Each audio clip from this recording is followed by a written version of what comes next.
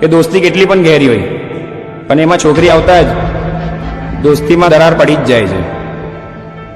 તો અહીંયા પણ કંઈક એવું જ થયું. પછી 4 જણાના સ્ક્વોડમાં મળી ગઈ એકને ગર્લફ્રેન્ડ.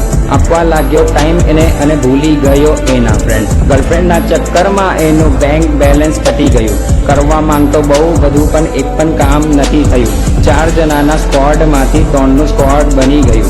રાત્રે ચા પીવામાં પણ 1 ગ્લાસ ઘટી ગયું. 3 મહિના આવું જ ચાલતા બધાનું મગજ હટી ગયું. પછી એક દિવસ એની ગર્લફ્રેન્ડે શરત મૂકી દીધી.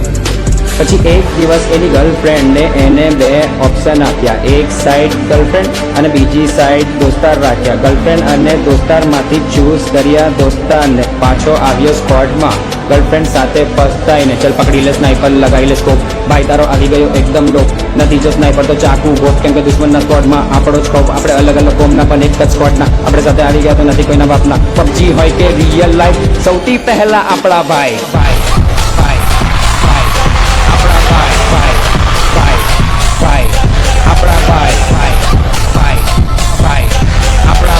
પબજી હોય કે રિયલ લાઈફ, સૌથી પહેલા આપણા ભાઈ.